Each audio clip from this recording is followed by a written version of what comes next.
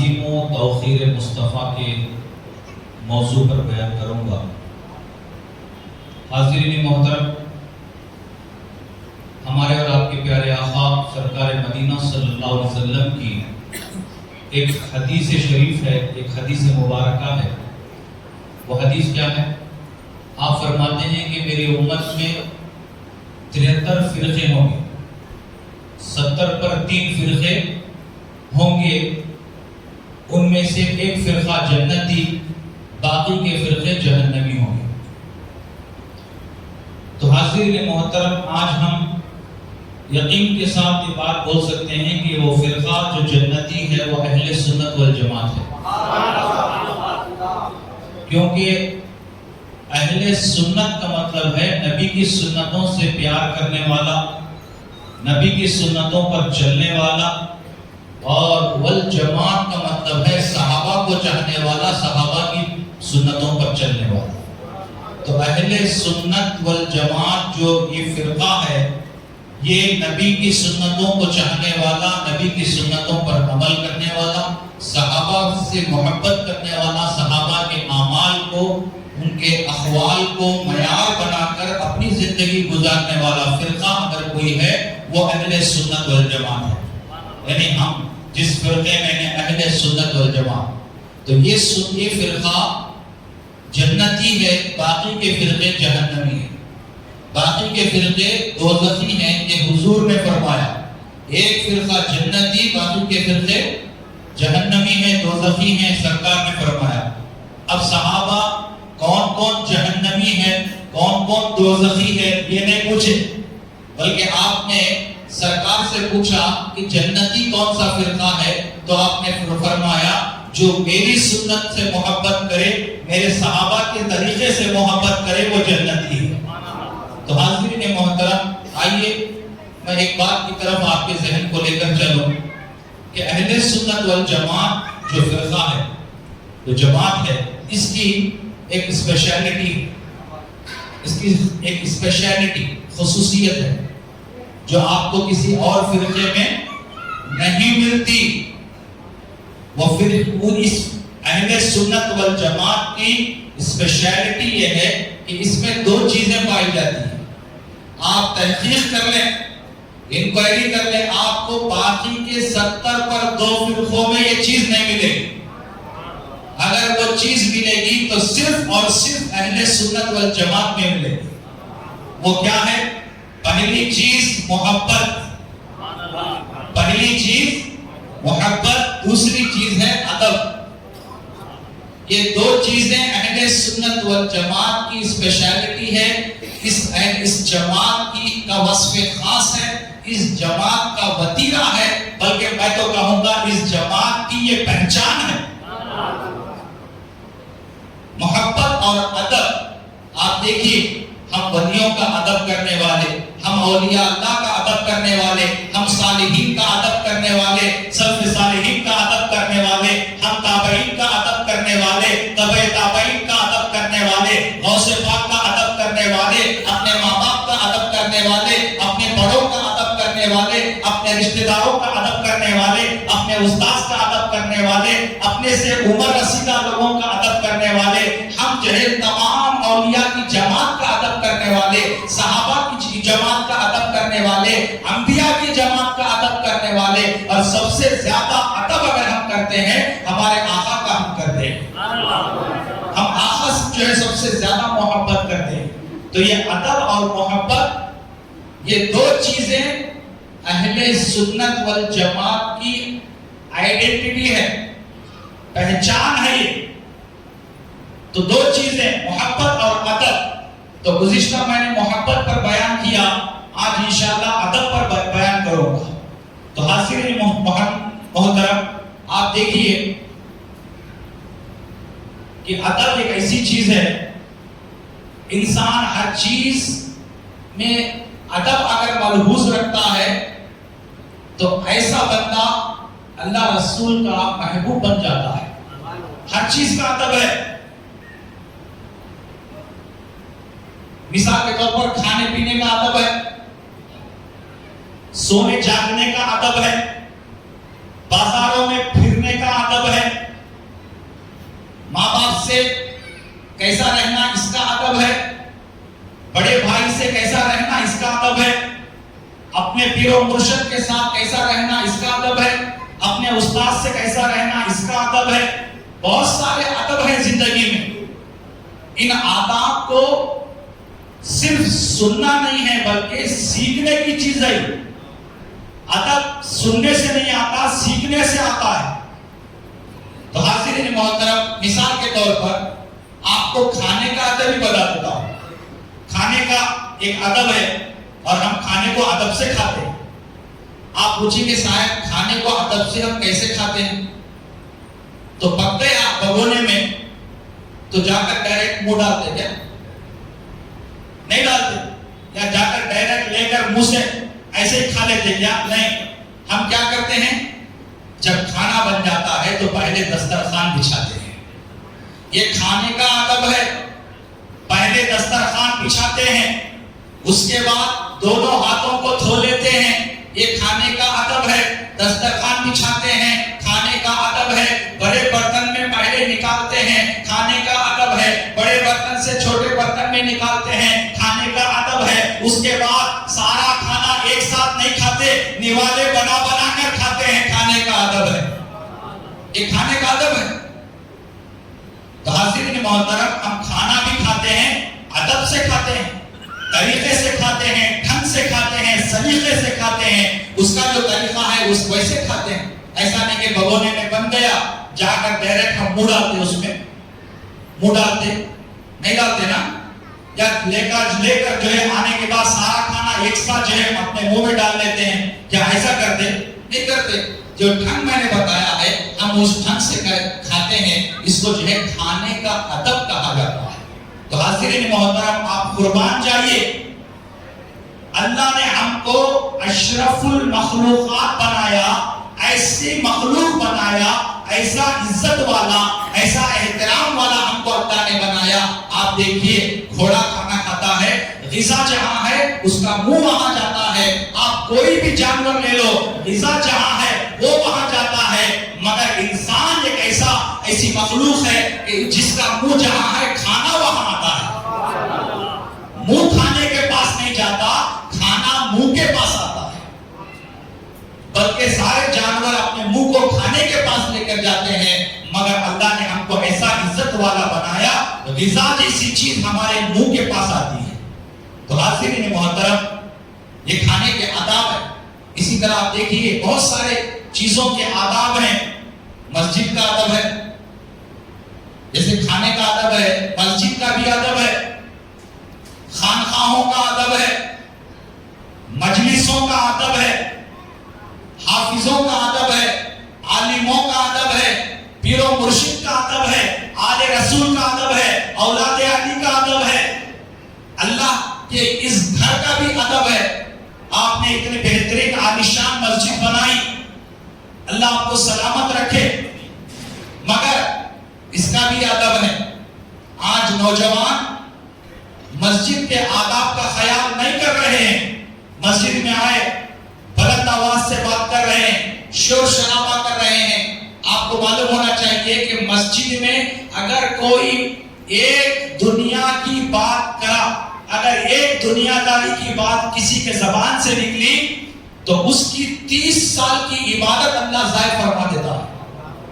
تو مسجدوں میں آنے کے بعد اس کے آداب کا آپ خیال رکھیں، شور شرابے سے بچیں، بلند آواز سے بات کرنے سے آپ بچیں، دنیاوی گفتگو کرنے سے بچیں، مسجد کے آداب کا بھی خیال رکھیں۔ آپ کو معلوم ہونا چاہیے کہ حضرت علی شیر خدا مشکل کشا رضی اللہ تعالی عنہ جب اذان ہوتی تھی تو حضرت علی کے چہرے کا رنگ بدل جاتا تھا، چہرے کا رنگ بدل جاتا تھا۔ آج اذان ہوتی ہے، ہم کاروبار میں مصروف، آج اذان ہوتی ہے، ہم اپنے کاموں میں مصروف، آج اذان ہوتی ہے، ہم اذان کی جو طرف، اذان کے الفاظ بھی ہم نہیں دہراتے، اس کی طرف توجہ بھی نہیں کرتے، بلکہ اذان ایک طرف ہو رہی ہے اور ہم جو ہے ہماری زبان سے جو ہے بات ہے کہ رکنے بھی نہیں آتی۔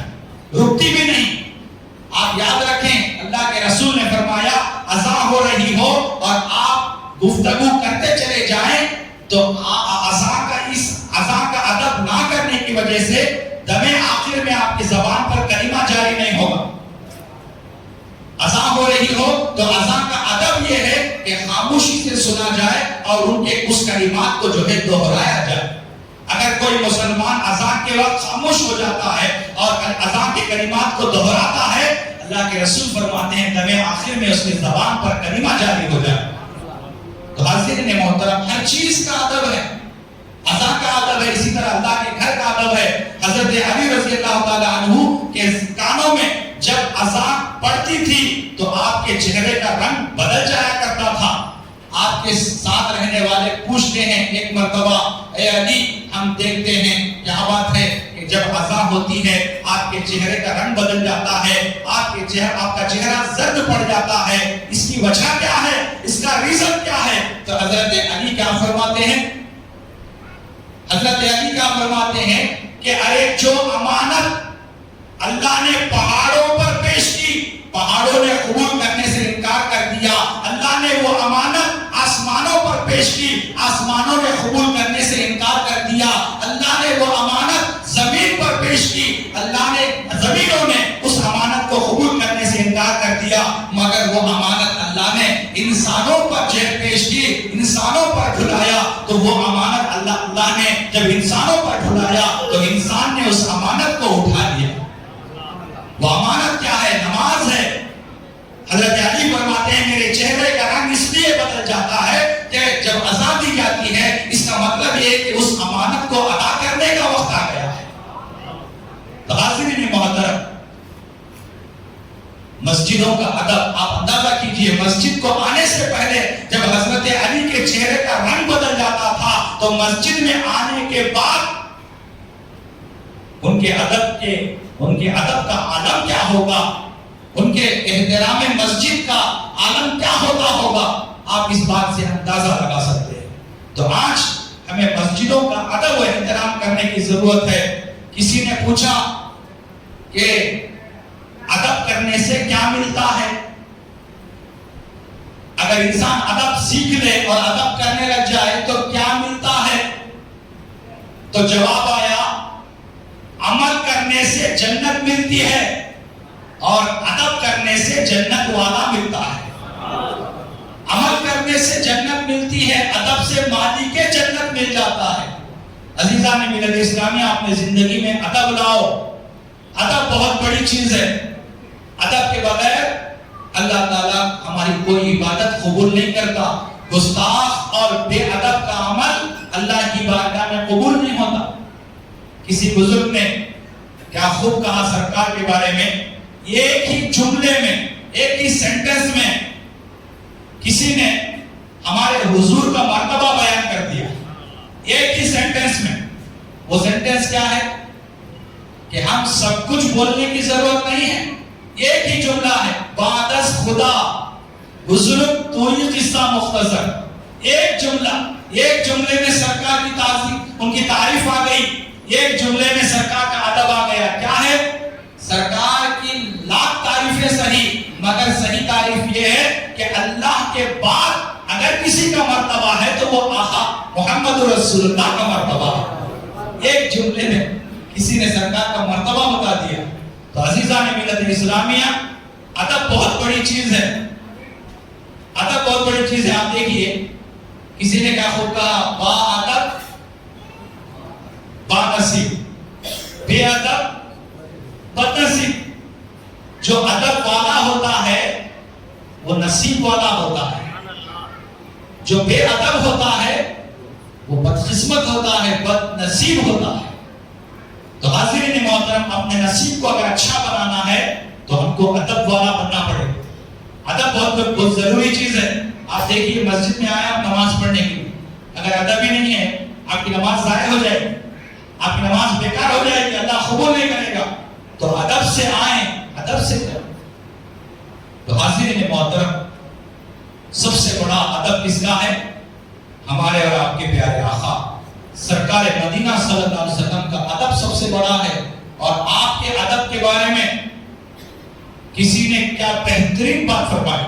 آپ سنیں, ایک شاعر فارسی میں ایک شعر عرض کرتے ہیں حضور کے ادب کے تعلق سے. کیا ہے وہ شعر, آپ غور سے سماعت فرمائیں, آپ کا ایمان تازہ ہو جائے. فارسی کا شعر ہے, ایک فارسی شاعر کہتے ہیں ادب کاہز زیر آسمان از عرش نازک تر نفس گم کردہ می آئے جنید و بایزید جا. فارسی کا شعر ہے, اس کا مطلب کیا ہے؟ اگر سمجھیں گے ایمان تازہ ہو جائے گا. سب سے پہلی بات, ادب گاہ است, ادب کی جگہ ہے. ادب کی جگہ ہے, کہاں ہے ادب کی جگہ؟ ادب کی جگہ کہاں ہے؟ شاعر کہتے ہیں وہ ادب کی جگہ زیر آسمان, آسمان کے نیچے ہے. اور آسمان کے نیچے کہاں ہے؟ مدینہ منورہ. ذرا زور سے سبحان اللہ کہو. وہ ادب کی جگہ کہاں ہے؟ مدینہ منورہ. مدینہ منورہ میں روضہ رسول, روضہ رسول میں حضور کی قبر مبارک, حضور کی مزار اقدس, وہ کیا ہے؟ ادب گاہ ہے, ادب کی جگہ ہے. اور وہ کہاں ہے؟ شاعر کہتے ہیں زیر آسمان, آسمان کے نیچے ہے. آسمان کے نیچے کہاں ہے؟ مدینہ منورہ میں ہے. مدینہ منورہ میں کہاں ہے؟ روضہ رسول میں ہے. روضہ رسول میں کہاں ہے؟ روضہ رسول کے اندر جو حضور کی قبر مبارک ہے وہ ادب گاہ ہے, وہ ادب کی جگہ ہے. تو وہ ادب کی جگہ ہے تو کیا ہے؟ آگے شاعر کہتے ہیں ادب کی جگہ ہے آسمان کے نیچے, مگر کیسی ہے؟ از عرش نازک تر, از عرش نازک تر. وہ قبر مبارک حضور کی, وہ مزار اقدس حضور کی کیسی ہے؟ اتنی مقدس ہے, اتنی مقدس ہے, اتنی عظمت والی ہے, اتنی عظمت والی ہے کہ اللہ کے عرش سے بھی زیادہ نازک ہے. از عرش نازک تر, اللہ کے عرش سے بھی نازک ہے, اللہ کے عرش سے بھی وہ لائق ادب ہے, وہ زیادہ ادب کے قابل ہے. از عرش نازک تر, ایسا مقام ہے حضور کے قبر انور کا, حضور کے مزار اقدس کا. تو آگے کے مصرے میں فرماتے ہیں شاعر, نفس گم کردہ می آیت جنید و بایزید جا. حضرت جنید بغدادی اور بایزید اینجا, بایزید بستامی رحمت اللہ علیہ جب حضور کے روضہ اقدس پر حاضر ہوئے, حضور کے جانی مبارک کے سامنے حاضر ہوئے, حضور کے معاجرہ شریف کے سامنے حاضر ہوئے, تو نفس گم کردہ می آیت مطلب کیا ہے؟ اپنے حرکات کو بھی ادب کے دائرے میں رکھ کر آئے, اپنے اعضاء و جوارح کو ادب کے دائرے میں رکھ کر آئے, یہاں تک کہ جو سانس ہم لیتے ہیں اس سانس کو بھی ادب کے دائرے میں رکھ کر گئے. اللہ اکبر. جنید بغدادی جب حضور کے روضے پر حاضر ہوئے, حضرت بایزید بستامی رحمت اللہ علیہ جب حضور کے روضے پر حاضر ہوئے, شاعر کہتے ہیں انہوں نے اپنے آپ کو سراپا ادب بنایا ہی بنایا, یہاں تک کہ سانس جو لیتے ہیں, یہ سانس جب لیتے ہیں تو سانس کی بھی آواز آتی ہے. تو جنید بایزید جو ہے یہ سب سوچے یہ جسم کا بھی ادب ہے, سانس ہم زور سے نہ لیں, سانس کی بھی ایک آواز ہوتی ہے, اس سانس کو آہستہ لیتے تھے, اس سانس کو بھی ادب کے دائرے میں جو وہاں پر رکھا ہے. اللہ اکبر. یہ بہت بڑی بات ہے میاں, سانس کی بھی ایک آواز ہوتی ہے. آپ غور سے سمجھے ہوں گے, ایک سانس کی آواز ہوتی ہے. تو نفس گم کردہ بھی آیت کا مطلب یہ ہے کہ سانس کی آواز بھی آنے نہیں دیے. جب روضہ رسول پہ حاضر ہوئے, سانس کو بھی کنٹرول میں رکھا, اپنے سانسوں کو آواز آنے, آہستہ سانس لیتے تھے. اللہ اکبر. وہ ادب جب جنید بغدادی نے کیا, وہ ادب حضرت بایزید بستامی نے کیا, تو حضرت بایزید بستامی کو اس ادب کی وجہ سے, اس تعظیم کی وجہ سے اللہ نے سلطان العارفین کا لقب عطا فرمایا. جب جنید بغدادی حضرت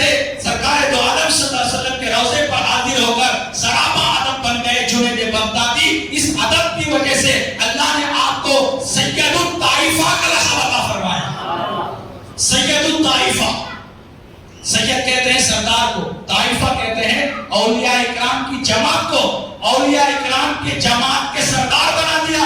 جنید بغدادی کو اللہ نے کب بنایا؟ جب انہوں نے سانسوں کو بھی ادب سکھایا، اپنی سانسوں کو بھی ادب سکھایا۔ عزیزان ملت اسلامی، آج ہمارا حال کیا ہے؟ ذرا غور کرنے کی بات ہے۔ بزرگوں نے تو ہم کو یہ سکھایا کہ سراپا ادب بنو، اور آج ہم کس مقام پر کھڑے ہیں میں آپ کو یہ نہیں بتاؤں گا کہ ہم کہاں کھڑے ہیں، بس میں اشارہ کر کے اپنی بات کو آگے لے چلوں گا۔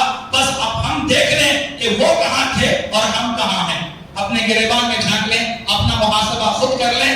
میں جو ہے کسی کے عیبوں پر میں انگلی نہیں اٹھاؤں گا، بس میں آپ کو یہ اشارہ کر کے آگے بڑھ جاؤں گا کہ وہ کہاں تھے اور ہم کہاں ہیں۔ عزیزان ملت اسلامی، آئیے قرآن مجید کی ویسے تو بے شمار آیتیں حضور کے ادب کے بارے میں قرآن کے اندر موجود ہیں۔ اللہ نے اپنے محبوب کا ادب بندوں کو سکھایا ہے، ایسے سکھایا ہے۔ سب سے پہلی آیت جو آپ کو میں سنانے والا ہوں، آپ غور سے سنیں، ایمان تازہ ہو جائے گا۔ خطبے میں جو آیت میں نے آپ کے سامنے پڑھی وہ آیت کیا ہے؟ اِنَّا أَرْسَلْنَاكَ، اللہ کیا فرماتے ہیں؟ میرے محبوب کو میں نے بھیجا، یہ نہیں کہ وہ خود آ گئے۔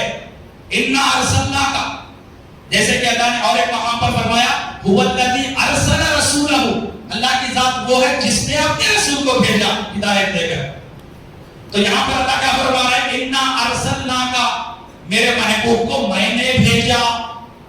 اے بندو، تمہارے درمیان میرے محبوب کو میں نے بھیجا، وہ خود نہیں آئے۔ اِنَّا أَرْسَلْنَاكَ، اچھا بھیجا، کیسے بھیجا؟ ایسے ہی بھیج دیا، ایسے ہی نہیں بھیجا، ایک شان دے کر بھیجا، کچھ بنا کر بھیجا۔ کیا بنا کر بھیجا؟ اللہ قرآن فرماتا ہے شاہداً ومبشراً ونذیرا، شاہد بنا کر بھیجا۔ شاہد کسے بولتے؟ وٹنس، گواہ، اور حضور ہمارے گواہ ہیں۔ حدیث میں آیا ہے، اللہ کے رسول فرماتے ہیں میں اپنی امت کے اعمال کی گواہی قیامت کے دن دوں گا۔ میں اللہ کی بارگاہ میں گواہ ہوں اپنی امت کا، اس لیے اللہ نے فرما دیا شاہدن، میں نے اپنے محبوب کو بھیجا گواہ بنا کر۔ اس کے بعد اللہ کیا فرماتے ہیں؟ وہ مبشرن، اور خوشخبری دینے والا بنا کر بھیجا۔ کس چیز کی خوشخبری؟ اپنی امت کو جنت کی خوشخبری دیتے ہیں، اپنی امت کو جنت کی نعمتوں کی خوشخبری دیتے ہیں، اپنی امت کو خیر اور بھلائی کی خوشخبری دیتے ہیں۔ تو ہم نے اپنے محبوب کو بھیجا خوشخبری سنانے والا بنا کر بھیجا، جنت کی خوشخبری دینے والا بنا کر بھیجا، مبشرا و نذیرا۔ اور ہم نے اپنے رسول کو بھیجا، کیسا بھیجا؟ ڈرانے والا بنا کر بھیجا، اللہ کے عذاب سے، دوزخ سے ڈرانے والا بنا کر بھیجا۔ ایسا نہیں صرف خوشخبری سنا رہے ہیں، صرف ترغیب ہی ترغیب ہے، ترہیب نہیں ہے، ایسا نہیں ہے۔ ہمارے رسول کی ذات میں جہاں تبلیغ تھی وہاں ترغیب بھی تھی، وہاں ترہیب بھی تھی۔ لوگوں کو ڈرایا کرتے تھے اللہ کے عذاب سے، جہنم کے عذاب سے۔ تو اللہ فرماتا ہے میں نے اپنے رسول کو ڈرانے والا بنا کر بھیجا۔ صحابہ کرام فرماتے ہیں جب ہم سرکار کی مجلس میں بیٹھتے تھے، سرکار عذاب آخرت سے ایسا ڈراتے تھے، جہنم سے ایسا ڈراتے تھے کہ ان کے ڈر سے ہمارے آنکھوں سے آنسوؤں کی لڑی جاری ہو جاتی تھی۔ صحابہ کرام فرماتے ہیں ہمارے آنکھوں سے آنسوؤں کی لڑی جاری ہو جاتی تھی، اور حضور کے ڈرانے کی وجہ سے ہمارے کلیجے منہ کو آ جاتے تھے اور ہمارے دل پھٹ جاتے تھے، ایسا سرکار ڈراتے تھے۔ عزیزان ملت اسلامیہ، اس سے پہلے جتنے انبیاء گزرے ہیں وہ بھی ڈرانے والے تھے، وہ بھی خوشخبری دینے والے تھے، مگر جیسی خوشخبری ہمارے نبی نے امت کو دی ویسی خوشخبری کسی اور نبی نے نہیں دی، اور جیسے اللہ کے رسول نے اس امت کو ڈرایا ویسے کسی اور نبی نے نہیں ڈرایا۔ ایسے سرکار کی شان ہے۔ اس آیت میں اللہ فرماتے ہیں رسول کو ہم نے بھیجا، ایسے ہی نہیں بھیجا، ہم نے شاہد بنا کر بھیجا، ہم نے مبشر بنا کر بھیجا، ہم نے نذیر بنا کر بھیجا۔ اچھا، اب یہ چیزیں دے کر شاہد مبشر اور نذیر بنا کر بھیجا، تو یہ بھیجنے کے بعد اب ہم کو کیا کرنا ہے؟ اس کا ذکر قرآن کی اسی آیت میں اللہ فرماتے ہیں لِتُؤْمِنُوا بِاللَّهِ وَرَسُولِهِ۔ اب تمہارا کام یہ ہے اے میرے بندو، تم اللہ رسول پر ایمان لاؤ، تم اللہ رسول کو مانو، اپنے دل سے زبان سے تصدیق کرو، زبان سے اقرار کرو اور دل سے تصدیق کرو۔ لِتُؤْمِنُوا بِاللَّهِ وَرَسُولِهِ، ایمان لاؤ اللہ رسول پر۔ اور آگے اللہ فرماتے ہیں وَتُعَزِّرُوهُ، اور تم میرے نبی کی مدد کرو۔ کیا کرو؟ مدد کرو۔ اب امتی نبی کی مدد کرنے والا، لیکن قرآن میں تو اللہ فرما رہا ہے بندوں سے کہ میرے نبی کی مدد کرو، وَتُعَزِّرُوا، مدد کرو۔ تو عزیزان ملت اسلامیہ، آپ بتائیے جیسے ہم ایک دوسرے کی مدد کر لیتے ہیں، کیا ایسی مدد مراد ہے؟ نہیں۔ کیوں؟ اس لیے کہ مدد کرنے والا بڑا ہو جاتا ہے، جس کی مدد کی جائے وہ چھوٹا ہو جاتا ہے۔ تو مدد کرنے والا امتی، جس کی مدد کی جا رہی ہے وہ نبی، تو کیا ہم بڑے ہو گئے نبی چھوٹے ہو گئے؟ معاذ اللہ، کیا ایسا ہو سکتا ہے؟ کیا یہ مطلب ہے آیت کا؟ دنیا میں تو مدد کرنے والا بڑا، جس کی مدد کی جائے وہ چھوٹا، یہ دنیا کا اصول ہے۔ مگر جب نبی کی بات آ گئی، یہاں اصول بدل گیا ہے، یہاں اصول بدل گیا۔ اللہ فرماتا ہے اے میرے بندے، تو میرے نبی کی مدد کر، اپنے آپ کو بڑا مت سمجھ نبی کی مدد کر کے، بلکہ تو اپنے آپ کو خوش نصیب سمجھ کہ اللہ نے تجھے اپنے محبوب کی مدد کے لیے چن لیا۔ اللہ تو یہ فرما رہے ہیں کہ تو اپنے آپ کو نبی کی مدد، تو نبی کی مدد کر، مگر نبی کی مدد کر کے تو اپنے آپ کو بڑا مت سمجھ، نبی کا محسن مت سمجھ، بلکہ تو اپنے آپ کو خوش نصیب سمجھ کہ اللہ نے اپنے محبوب کی مدد کے لیے، اللہ نے اپنے محبوب کی مدد اور نصرت کے لیے مجھے چن لیا ہے۔ اور یہ مدد یہاں پر کون سی مدد ہے؟ مدد کرنے والا تو اپنے آپ کو خوش نصیب سمجھے، مگر یہاں پر کون سی مدد مراد ہے؟ مفسرین فرماتے ہیں نبی کی مدد کرنے کے لیے اللہ نے بندوں کو حکم دیا۔ اس کا مطلب کیا ہے کہ نبی کی عزت پر کبھی آنچ آ جائے، نبی کی ناموس پر اگر کہیں آنچ آ جائے، تو امتی اپنی جان بھی جو ہے نبی کے لیے قربان کر دے۔ یہاں پر وہ مدد مراد ہے، یہاں پر وہ تعزروہ میں جو ہے وہ مدد مراد ہے۔ صرف جو ہے اپنے مال کی نہیں، ضرورت پڑے مال کی مدد کرو، ضرورت پڑے اولاد کی مدد کرو، اولاد کو قربان کرو، ضرورت پڑے نبی کی رسالت کے لیے، نبی کی عزت کو بچانے کے لیے، اگر نبی کی عزت پر کبھی حرف آ جائے، اپنی جانوں کو بھی قربان کرنے سے گریز نہ کرو، وہ مدد مراد ہے۔ وہ تعزروہ، تو حاضرین محترم، اسی آیت میں اللہ فرماتے ہیں وَتُعَزِّرُوهُ وَتُوَقِّرُوهُ، اور ان کی توقیر کرو، اپنے نبی کی توقیر کرو، عزت کرو، ان کا ادب و احترام کرو۔ وَتُسَبِّحُوهُ بُكْرَةً وَأَصِيلًا، اللہ کے قرآن میں فرماتے ہیں اللہ کی تسبیح بیان کرو، بُكْرَةً وَأَصِيلًا، صبح شام دو ٹائم اللہ کی تسبیح بیان کرو۔ تو اب یہاں پر ایک نقطہ ہمیں غور کرنا ہے کہ اس آیت میں وَتُعَزِّرُوا وَتُوَقِّرُوا، نبی کی توقیر کا حکم اللہ نے پہلے دیا اور اپنی تسبیح کا حکم بعد میں دیا۔ کیوں؟ اپنی عبادت، اپنی تسبیح کا حکم بعد میں، نبی کی تعظیم کا حکم پہلے کیوں دیا؟ اس لیے کہ اللہ قرآن کے اس آیت میں جو ترتیب رکھا ہے، اسی ترتیب سے بندے کو عمل کرتا جانا چاہیے۔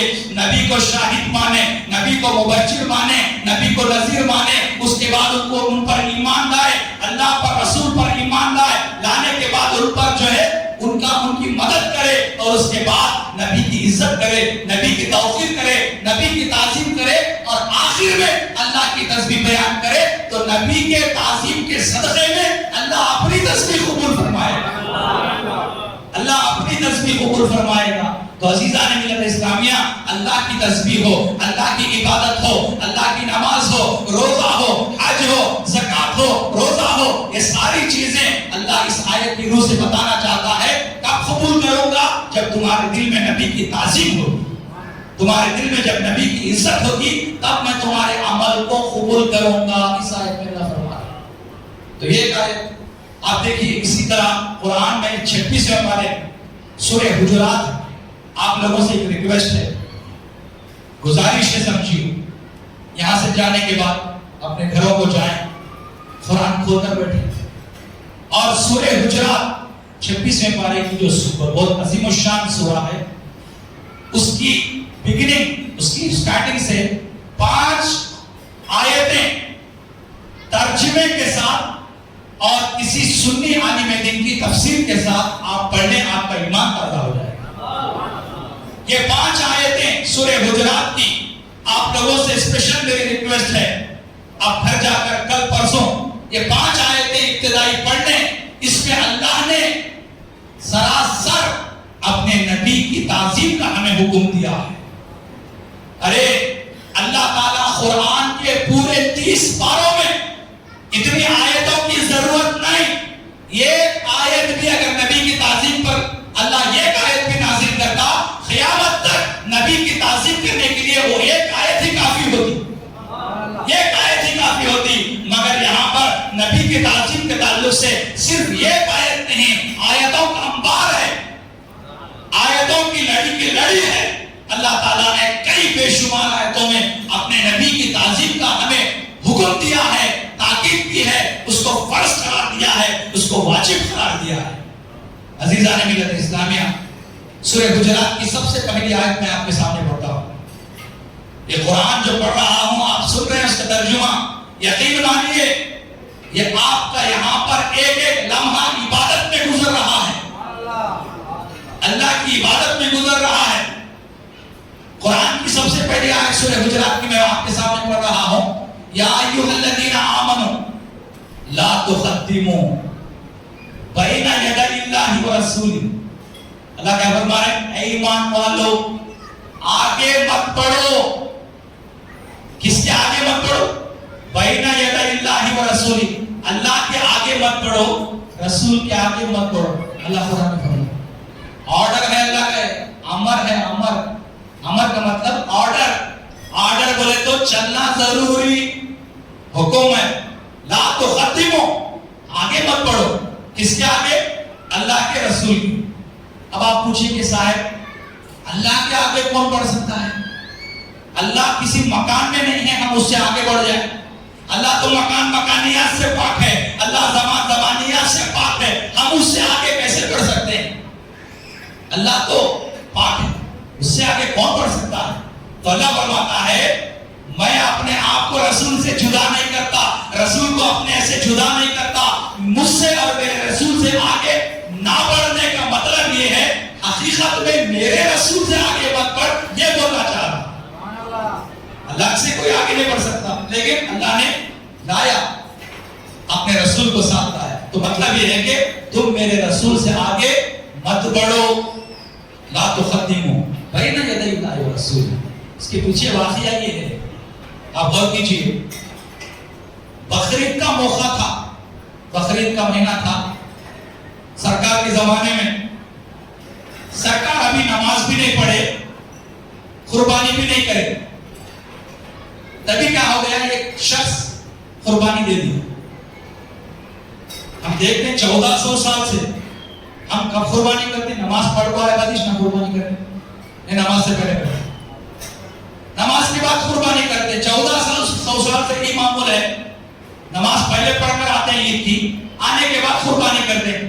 مگر سرکار کے زمانے میں سرکار بقرعید کا مہینہ تھا اور عید کا دن تھا، سرکار ابھی نماز کو بھی نہیں گئے تھے، تبھی ایک صحابی قربانی کر دی، قربانی کر دی۔ سرکار کو کسی نے اطلاع دی کہ فلاں صحابی آپ نے قربانی کر دی، تو سرکار عید کی نماز کو گئے، عید کی نماز پڑھا کر آ کر آپ نے فرمایا اس صحابی کو بلا کر، عید سے پہلے تو نے قربانی کر دی، میں قربانی کرنے سے قبول نہیں کیا. یہ جو تو قربانی کا جانور ہے یہ اس کا گوشت قربانی کا گوشت نہیں ہے, یہ عام گوشت ہے, یہ عام گوشت ہے. تو صحابی نے پوچھا یا رسول اللہ کیا کروں؟ تو آپ نے فرمایا میں نماز سے آ کر آیا ہوں, اب میں قربانی کر دیا ہوں, اب تو قربانی کر, اللہ قبول کرے گا. تو عزیزان ملت اسلامیہ, یہاں پر صحابی نے کیا کیا؟ سرکار سے پہلے قربانی دیتی. تو اللہ نے فرمایا سرکار سے پہلے جو قربانی دیتا ہے یہ رسول کی گستاخی ہے, رسول کی بے ادبی ہے. عزیزان ملت اسلامیہ, اس سے اللہ نے منع فرمایا. اللہ اکبر. تو آگے اللہ کا فرماتے ہیں آیت میں لا تقدموا بین یدی اللہ ورسولہ واتقوا اللہ. ایسے کام کرنے سے اللہ سے ڈرو, واتقوا اللہ, اللہ سے ڈرو. اور آگے اللہ فرماتے ہیں ان اللہ سمیع علیم, ان اللہ سمیع علیم. کیا مطلب؟ بے شک اللہ تعالیٰ سنتا بھی ہے, بے شک اللہ تعالیٰ جانتا بھی ہے, ہمارے عمل کو بھی جانتا ہے اور ہماری باتوں کو بھی وہ سنتا ہے. اسی شاعر نے کیا خوب کہا, ہر دعا کو سرکار جانتے ہیں, کس کس کے دل میں کیا ہے سرکار جانتے ہیں. ہر دعا کو سرکار جانتے ہیں, کس کس کے دل میں کیا ہے سرکار جانتے ہیں. اللہ کی حقیقت, سرکار کی فضیلت اللہ جانتا ہے, سرکار جانتے ہیں. تو عزیزان ملت اسلامیہ, ادب و احترام بہت بڑی چیز ہے, ہمارے دین کا حصہ ہے ادب. اگر ادب ہماری زندگی سے نکل جائے تو کچھ بھی باقی نہیں رہے گا. اسی طرح قرآن کی اور ایک آیت جو اس کے بعد والی آیت ہے, کیا آیت ہے؟ یا ایھا الذین آمنوا لا ترفعوا اصواتکم فوق صوت النبی. اللہ فرمائے اے ایمان والو, اپنی آواز کو نبی کی آواز پر بلند مت کرو, اپنی آواز کو نبی کی آواز پر بلند مت کرو. ایک واقعہ اس کے پیچھے جس کا شان نزول ہے, اس کا سبب نزول ہے, یہ واقعہ بول کر میں اپنی گفتگو سمیٹ لیتا ہوں. عزیز حاضرین محترم, جب یہ آیت نازل ہوئی کہ نبی کی آواز پر اپنی آواز بلند مت کرو, تو اس وقت وہاں پر ایک صحابی بیٹھے ہوئے تھے. ویسے تو بہت سارے صحابہ تھے, ایک صحابی بیٹھے ہوئے تھے. ان کو ذرا کم سنی آتا تھا. ہوتے نا انسان میں سخل سماعت کی بیماری ہوتی ہے, اس کو سخل سماعت یعنی کم سنے آنا. آپ دیکھیے, آپ غور کیجئے, کسی کو اگر کم سنے آتا ہے وہ زور سے بات کرتا ہے, کسی کو اگر کم سنے آتا ہے تو وہ کیا کرتا ہے زور سے بات کرتا ہے, کیونکہ وہ کم سنے آنے کی وجہ سے اسے اپنی آواز کا بھی اندازہ نہیں ہوتا کہ میں زور سے بات کر رہا ہوں یا آہستہ بات کر رہا ہوں. تو وہ صحابی کم سنتے تھے, تو کم سننے کی وجہ سے سرکار کی بارگاہ میں بلند آواز سے بات کرتے تھے. تو جیسے ہی یہ آیت نازل ہوئی کہ اپنی آواز کو نبی کی آواز پر بلند مت کرو, وہ صحابی اٹھ کر چلے گئے. جا کر سیدھے اپنے بیوی سے بولے کہ گھوڑے جس کمرے میں باندھے جاتے ہیں مجھے بھی اس کمرے میں باندھ دے. میں سمجھتا ہوں کہ یہ آیت میرے بارے میں نازل ہوئی, اے میری بیوی میں تو ہلاک ہو گیا, میں تو جہنمی ہو گیا, میرے بارے میں نازل ہوئی آیت. اللہ اکبر. سرکار کی بارگاہ میں آنا جانا بند کر دیے. کئی دن سرکار جب دیکھے کہ وہ صحابی نہیں آ رہے ہیں تو آپ نے سعد ابن معاذ کو حکم دیا جا کر معلوم کرو وہ کیوں نہیں آ رہے ہیں. حضرت سعد ابن معاذ گئے, جا کر آپ نے معلوم کیا تو آپ نے کیفیت سنائی کہ جب میں سرکار کی بارگاہ میں تھا میری ہی آواز تھی جو سارے مجمع میں بلند آواز سے میں بات کرتا تھا. اسی وقت یہ آیت نازل ہوئی کہ اپنی آواز کو نبی کی آواز پہ بلند مت کرو. تو میں نے سمجھا کہ یہ آیت میرے بارے میں نازل ہوئی ہے, میں تو جہنمی ہو گیا, میں تو ہلاک ہو گیا, اس لیے میں نے سرکار کی بارگاہ میں آنا جانا بند کر دیا اور اپنے آپ کو ایک کمرے میں قید کر لیا. یہ بات آ کر حضرت سعد بن معاذ اللہ کے رسول کی بارگاہ میں عرض کرتے ہیں کہ یا رسول اللہ, معاملہ ایسا ہے کہ وہ صحابی تو یہ سمجھ رہے ہیں جن کو سخل سماعت کی مجبوری ہے, وہ تو یہ سمجھ رہے ہیں کہ یہ آیت ان کے بارے میں نازل ہوئی ہے. وہ اپنے آپ کو یہ کہہ رہے ہیں کہ میں تو ہلاک ہو گیا, میں تو جہنمی ہو گیا. اللہ کے رسول نے یہ بات سن کر فرمایا اے سعد بن معاذ, وہ جہنمی نہیں ہے, وہ جنتی ہے. وہ جہنمی نہیں ہے, جنتی جنتی ہے، اے سعد بن معاذ ان کا جا کر کہو کہ ان کی زندگی میں ان کو درجہ شہادت حاصل ہوگا، اللہ ان کو شہادت کی موت عطا فرمائے گا۔ عزیزان ملت اسلامیہ، یہ گڈ نیوز اللہ کیوں دی، اللہ کے رسول کیوں دی اس صحابی کو کہ شہادت کا درجہ ملے گا، وہ جنتی ہوں گے؟ یہ خوشخبری اللہ کے رسول صحابی کو کیوں دیے؟ اس لیے دیے کہ انہوں نے جو سمجھا کہ میری آواز بلند ہو گئی ہے، اس لیے یہ آیت میرے بارے میں نازل ہوئی ہے، یہ جو سمجھے، یہ کیوں سمجھے؟ ادب کی وجہ سے سمجھے، اور اسی ادب کی وجہ سے اللہ کے رسول نے ہمیں خوشخبری سنائی۔ اللہ اکبر۔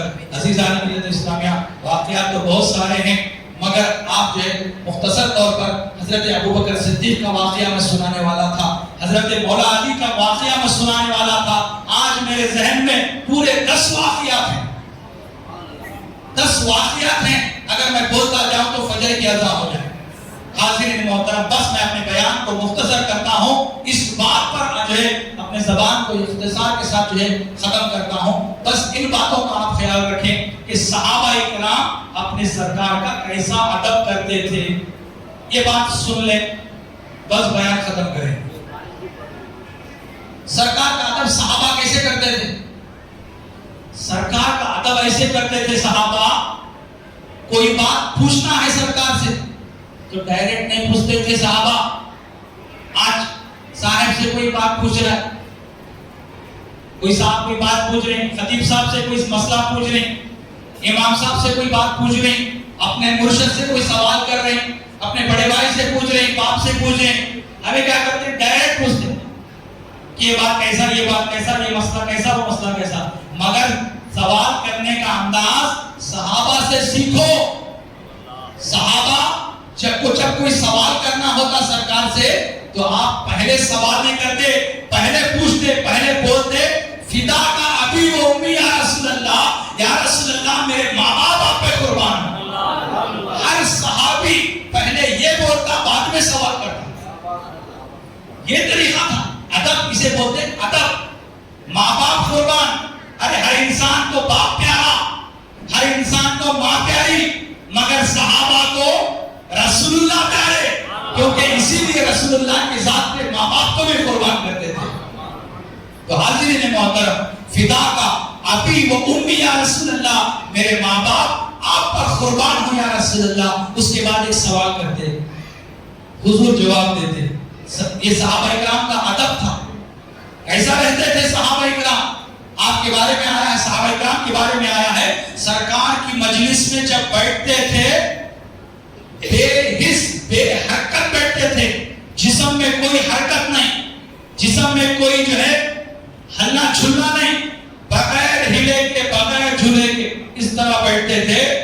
کنایا دیا گیا، مثال دی گئی، ایسے بے حرکت صحابہ کرام سرکار کی بارگاہ میں بیٹھتے گویا کہ ان کے سروں پر پرندے بیٹھے ہیں اور ذری سی حرکت سے اڑ جائیں گے۔ تو وہ ذری حرکت بھی نہیں ہوتی تھی، اتنی بے حرکتی تھے، اتنی خاموشی کے ساتھ اپنے جسم کو مکمل حضور کی ذات میں محو کر کے بیٹھتے تھے۔ ایسا ادب تھا سرکار حضور صحابہ کرام کے ساتھ۔ یہ جو ادب ہے صحابہ کرام کا، یہ ادب جو ہے اس کو معیار بنا کر ہمیں اپنی زندگی گزارنا چاہیے۔ یہ ادب بہت بڑی چیز ہے، ادب سے ہی سب کچھ ملتا ہے، اور قرآن مجید کی بے شمار آیتیں حضور کی ادب کو جو ہے سکھا رہی ہیں۔ بس اللہ پاک سے میں دعا کرتا ہوں یا